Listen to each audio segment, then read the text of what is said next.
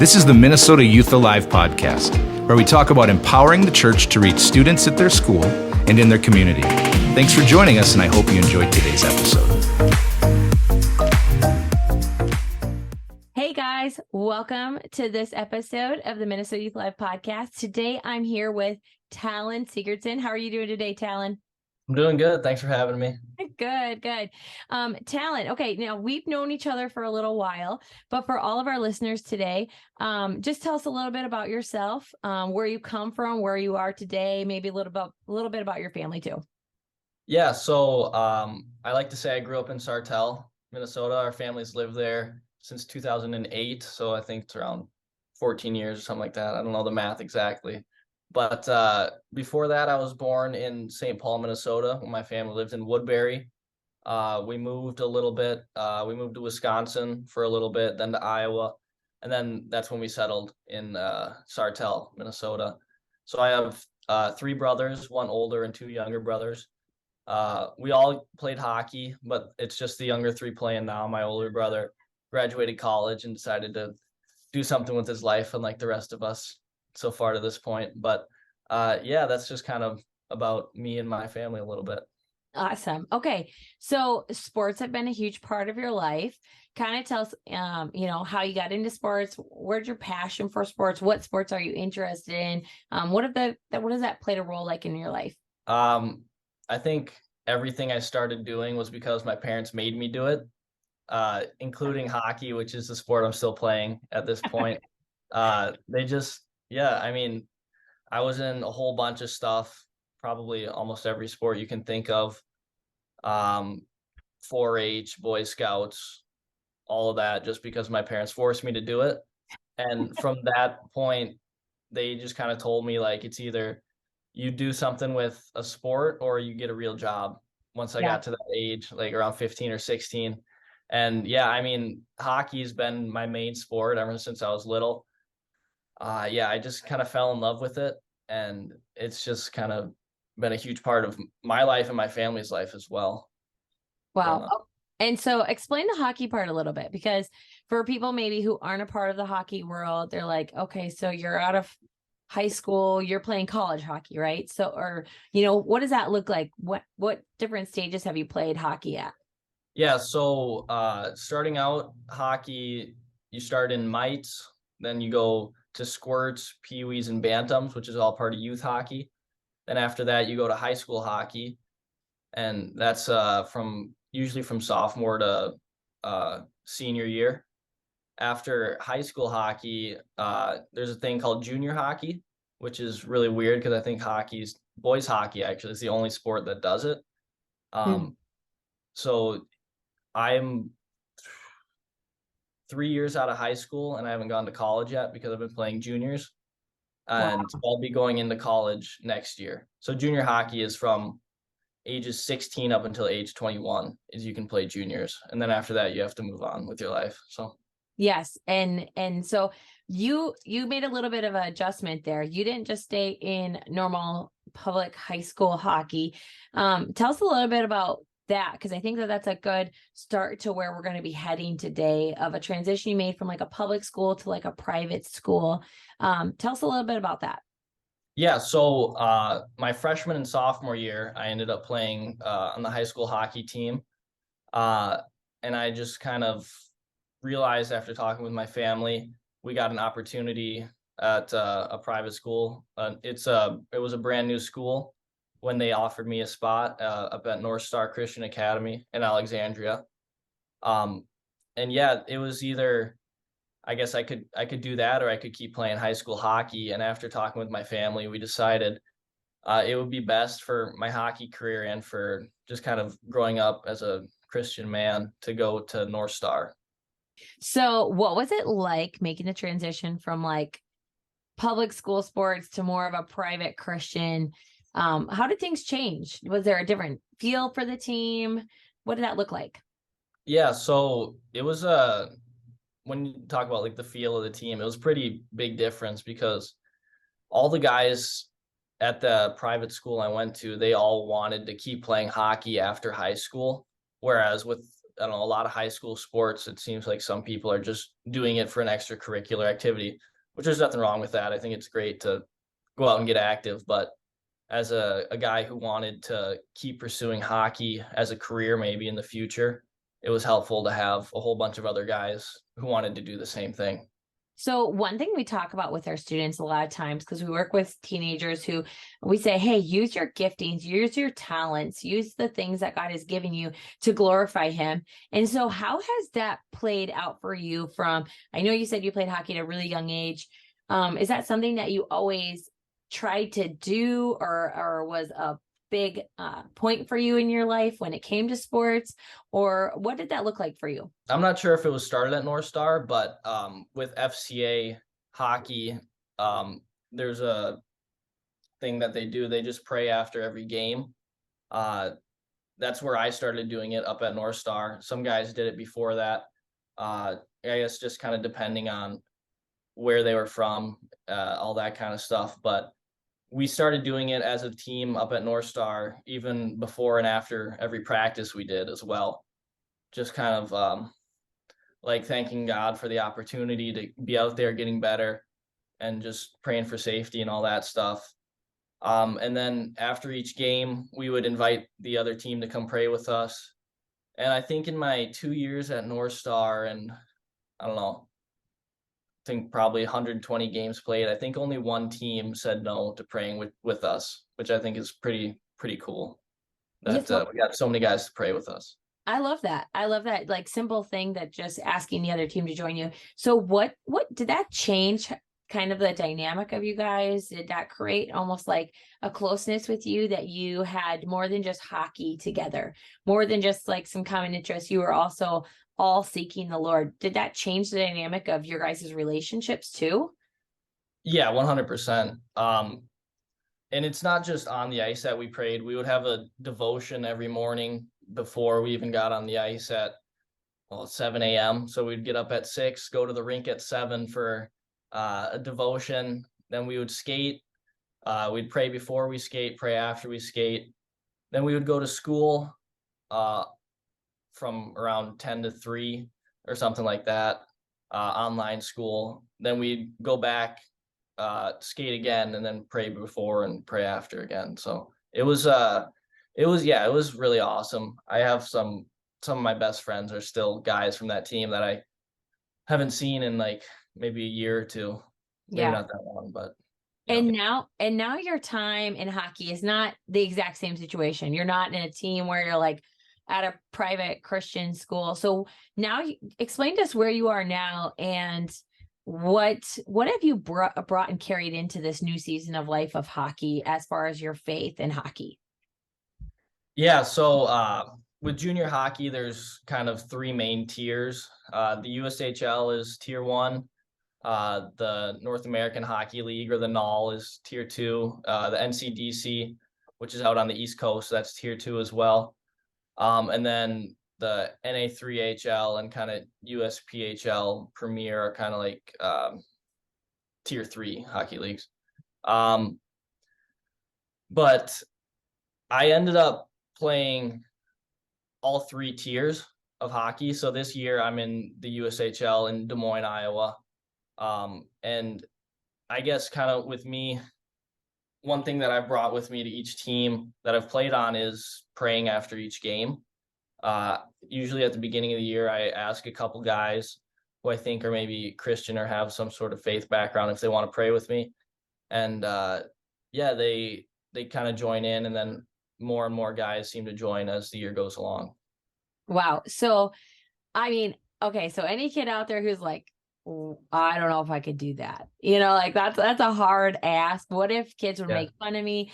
I mean, like, what were your thoughts when you first did it outside of like that safe place, and you were on your first like junior gold team? Yeah, I mean, I guess my thoughts just kind of like, screw it, I'll just go ask these guys, right? It's tough. You don't want to be the weird kid on the team or anything like that. But I mean, when you look at it, I don't remember how many of those guys I've played with after the 1 year I got to spend with them, so I mean, that could be the only impact you have on their lives, or you can view it like, I'll never see these kids after this year. You know what I mean? Who cares what they think of me? Either way you want to look at it. If you want to look at it like, this is my opportunity to impact them, or, you know, they can make fun of me this year and then I won't have to see them again. But whichever way you want to take it, whatever tool you need to get I those love guys. that. I love the attitude of just whatever. Let's just go with it. I Yeah. love Yeah. that. Yeah. Because you kind of got to have that sometimes. You got to have this attitude of like, okay, I got to stop caring so much what other people think. Have there been moments for you where you kind of run into someone's come against you and said, hey, I don't agree with that, or, tried to stop you from doing that? Have you ever had those moments, and what happened? There was one guy who asked me if I could not pray after each game, like not pray at center ice, like pray in the locker room or something. And I just kind of told him like, that's kind of besides the point. Like, the main reason I do that is to like be an example, like show people like there's something bigger to this sport than just playing it and getting off after. But after that, I just kind of told him like, I'm gonna keep doing it. You can't really stop me from doing it. So he didn't say anything else after that. And I think he even joined in at a certain Wow. point. So That's awesome. yeah. So, okay. And then I also want to hear, have you had some like win stories, a couple stories where you're like, this has been something cool? I mean, I just want to say really quick, you're in a movie coming out here pretty soon. It's called, Yeah. is it Year One? Yeah. Year one Yeah. films.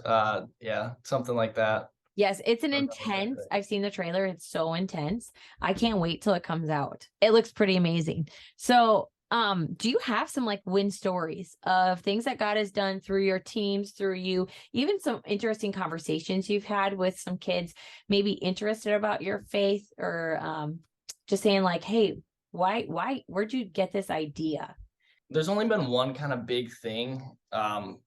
And that was last year when I was playing up in Anchorage, Alaska. We got all the way to the championship game for the league, and we ended up losing, which sucked. But we after that game, the whole team was praying at center ice with me, and I think there were like 10 guys who were doing it the whole year, but we had the whole team with us, which was really cool. But other Wow. than that, there's nothing huge. I mean, there's little moments like you just have a conversation with someone, and it's not even for a long time, like 5 minutes. And I think that's probably the biggest thing. Like, obviously everybody wants to do the big things, like make a big deal, and impact like the world for Jesus, but you never know what like a 2 to 5 minute conversation with someone will do. Like, it might open their eyes and then they go out and maybe get a Bible or something to see what it is exactly that you're talking about. And I think I've definitely had a lot more of those conversations, those little, I don't know, small talks with someone that doesn't even last very long compared to those big ones. So I love that. I love it because I think, you have younger brothers who've seen you kind of set this example, and one of them does something very similar, and one of them does things a little bit different, where it's like the conversations. I was just talking to him last week, and he was just talking about how there's just small conversations where he's not acting, or his life looks different. That's what I should say. His life looks different than some of the other hockey players who are maybe doing things differently in life. And they're like, hey, why do you live the way you live? And so he just has those small conversations. So what would your encouragement, what would your advice be for students out there that are just athletes and they're sitting there feeling like, how do I make this stand? What can I do? What would you kind of say to them? yeah, I mean, I think the biggest thing is just the way you live. I mean, like, we've all heard the saying, actions speak louder than words. You don't have to be standing on a street corner shouting out that the world is ending and Jesus is coming, right? It's just like the way you act. Like, I think a big thing, especially in sports, is cursing and all that. Like, obviously, like, I slip up, I drop some swear words every once in a while, but I think just all in all, trying to like watch your language, like the way you talk when somebody starts talking about something that it goes against what you believe, maybe slip away from that conversation. And you don't have to make a big deal out of it either. Just if people realize like, hey, so-and-so is never talking about this with us or talking about other things, they'll start to notice something different about you. And I think that's the biggest thing, is they see the light in you at that point. And, maybe they never talk to you about it, but they see a difference. And I think that's a big deal. I think that's so true. I think they just see, it said, like the only Bible some people will read is the life you live. The way you live is so important, because it is different for sure. And I love that, just finding how they can live it out in their own life. And we're not going to be perfect. There's definitely moments where we all slip up in some way and do something. And we all have those moments. And it's just, I love how you're just like, you know what? You just got to excuse yourself out of the situation sometimes. So I have one more question for you, because you have limited time. I actually have two more questions for you. Okay. Right, that's fine. Next year, what are your plans? Because this is your last year, right, in your level. So where are you heading? What are you doing? What do you have next in life for you? Yeah. So I am going to play Division I hockey at Clarkson University in New York. So that's my next plan. I'm planning on studying engineering management, which is Wow. should be fun. Should be a good challenge, right? But, yeah, I mean, that's kind of where my life is headed next. So Yeah. Okay, I'm going to add another question here, because I have this for you. You just mentioned, engineering, marketing, and things like that. Sometimes when we get sports so huge, a big part of our life, it can feel like that is the end goal. And I know I've talked to your mom sometimes, because it can get hard traveling, and you guys are off in another state by yourself, and you can kind of get traded any moment and move around and things like that. yeah. So, I mean, I know hockey is a big deal for you guys, but at the end of the day, how do you not let hockey define who you are and be all of you? Do you know what I'm trying to say? Yeah. Keep it in check in your life. I don't know, I've had a good battle with that this year for sure. I think the biggest thing for me though is recognizing that hockey's gonna end for me someday. Obviously, I don't want to. I want to play the sport till I die, but it's gonna happen. And one of the biggest deals for me as well is once hockey starts kind of taking over, and I start thinking about, I don't know, one thing for me is like stats and all that. Like I start thinking about it like, oh, I didn't score whatever games, all that stuff. I start to play worse at that point when it starts kind of like taking over. But I had to kind of sit down and have a talk with myself. Like, I'm not playing hockey to play hockey. Like, there's a reason behind this. Like, I do everything I do because God blessed me with the opportunity first off, and he gave me all the tools I need to be where I am. Otherwise, I wouldn't be here, right? Yeah. Like, yeah, like that's just, I just had to realize that I'm not, I wouldn't be here if it wasn't for all the things God has given me. If somebody didn't put a hockey stick in my hand, I wouldn't be here, right? Yeah. Like if my parents didn't force me to go to those 6 a.m. practices, I wouldn't be here. So it's just everything that I have and where I am has been a gift. Wow. And I love the fact that you sit there and you're like, this is something I've had to work through this year. Yeah. Because I think in all athletes, it can get to a point where the sport really becomes such a huge part of our lives, because you're so passionate about it. It takes up a lot of your time, your energy, your focus, all those things, and how to keep it in the right space in your life. And so my last one for you, and this could be a hard one to answer. And so if you're like, I'm still trying to figure that out, you can say that. But, as a follower of God, as an athlete, a hockey player, what is kind of a dream that you would want to see happen in your life? Like all cards off the table. Like a dream for me? Yeah, sure. Yeah. I don't know. I want to play in the NHL. That would be pretty sweet. Yeah, I don't know. Like, just, I guess, get to the highest level and continue to like pray after games and stuff.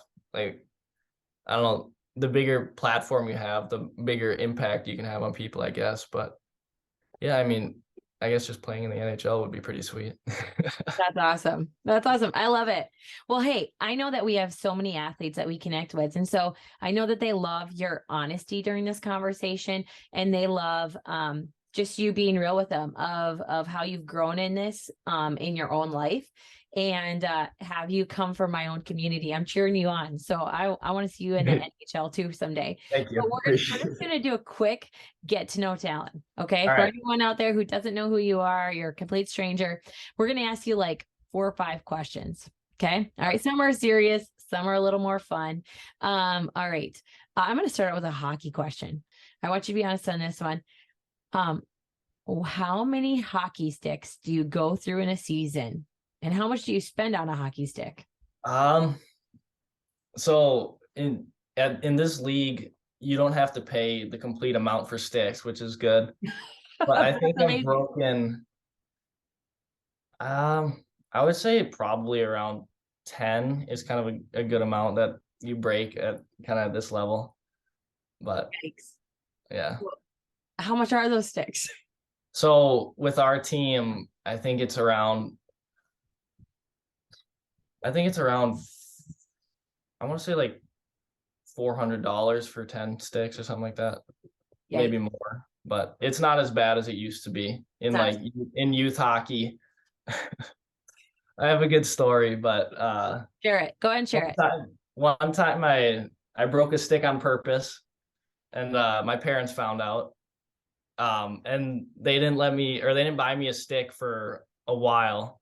And I think the day they found out, they told me I couldn't have any food that day as well, which I'm glad they did, because I've never broken another stick on purpose. But yeah, I had to use a hockey stick that my dad found in a trash can made out of wood, and I don't know, it was a piece of junk, but yeah, I'm glad they did it. But yeah, so that's my hockey stick story. That kind of stick can be embarrassing, can't it? Yeah, it can be. You want to have the coolest stuff. That's why I broke the stick on purpose, is I wanted a cooler stick. And then I got a stick my dad found while dumpster diving, I guess. But oh man. Okay. Awesome. What's your favorite thing to do in your spare time? Fishing, hunting. I like to shoot my bow, archery stuff, golfing a little bit. I'm not very good at it, but it's fun. So Outdoors yeah. For sure, right? Yeah, outdoor stuff. All right. Another one would be this. Do you have a favorite verse? A favorite Bible verse? Yeah, this has been a good one for me this year, actually. It's in Matthew. Here we go. Therefore, I say to you, do not worry about your life, what you will eat or what you will drink, nor about your body, what you will put on. Is not life more than food, and the body more than clothing? Look at the birds of the air, for they neither sow nor reap nor gather into barns, yet your heavenly Father feeds them. Are you not more value than they? Which of you, by worrying, can add 1 cubit to his stature? So why do you worry about clothing? Consider the lilies of the field, how they grow. They neither toil nor spin, and yet I say to you that even Solomon in all his glory was not arrayed like one of these. Now, if God so clothes the grass of the field, which today is and tomorrow is thrown in the oven, will he not much more clothe you? Or, O you of little faith? Therefore, do not worry, saying, what shall we eat, or what shall we drink, or what shall we wear? For after all these things the Gentiles seek. For your heavenly Father knows that you need all of these things, but seek first the kingdom of God and his righteousness, and all these things shall be added to you. Therefore, do not worry about tomorrow, for tomorrow will worry about its own things. Sufficient for the day is its own trouble. Wow. But Matthew 6:25 through 33. And so, okay, you said for this season, for this year, why do you feel like that applied for you for this year? I've been doing not as much, or very little at this point, but at the beginning of the year, I was worrying about a lot of things. Like I said, stats and all that stuff. So I just had to I read that verse every morning before I even got to the rink, and just kind of like, I guess let the peace kind of wash over me a little bit, calm myself down, and like realize that it's not going to do me any good to worry about all these things, but that I just gotta live the day, I guess, is kind of, I guess, how I would say it. I love it. I love it. Okay, 2 more questions. All One right. is this. What do you have a favorite brother? They all have their moments. We'll say they all have their moments. Who I right wouldn't say I now? have a. I don't think I don't love them any more than the other one, but I like other ones more than other ones at certain times. Who gets on your nerves the worst? Quentin, Quentin? yeah, for sure. He knows how to pull on my strings. It's ridiculous. He's really smart too. So whenever I try to get back at him, he's just so quick to come up with something else. I love that. I love it. I say that because you're a brother to 4 boys, and Yeah. you're one of them, and I have 4 boys, and so I know that they have their favorites, but they don't want to always say it. Yeah, like I said, it's all of them. All They of all them. have their moments. Yeah. They do. They do. Okay. Last one would be this. My question for you is there something that you do in your walk with God that is a discipline that you have implemented as you've moved out of your house? You now are kind of living on your own. Is there like a discipline that you've had to kind of implement to keep your relationship strong with God? Yeah, I think getting to church is a big one. That's probably the biggest thing, is like getting around another group of believers. I have a good host family down here. They're all Christian, so I've gone to church with them a bunch. But I would say that's the biggest thing for me, is going to a place where God's going to be, and where you can know that you're going to learn something. Because like online church is good, but it's nothing like being in the house of God, right? But yeah. Awesome. Very cool. Well, hey, that's all the questions I have for you. You can relax and kind of let loose. But hey, thank you so much for taking time out of your busy schedule to be with us. I know that you have very limited free time. And so we honestly just encourage you and we'll be praying for you this season, praying that God does some awesome things, and that you stay healthy and no injuries, and that you have a great transition as you make it into D1 next year and find yourself in another state in the United States. So thank you, Talon, so much for joining us. Okay. Yeah. Thank you so much. I appreciate it. Awesome. Sounds good. You have a good one. You too. Bye. All right. Thanks for joining us for this episode of the Minnesota Youth Alive podcast. Remember, you can download the Minnesota Youth Alive app and check us out on Instagram and Facebook for updates and information.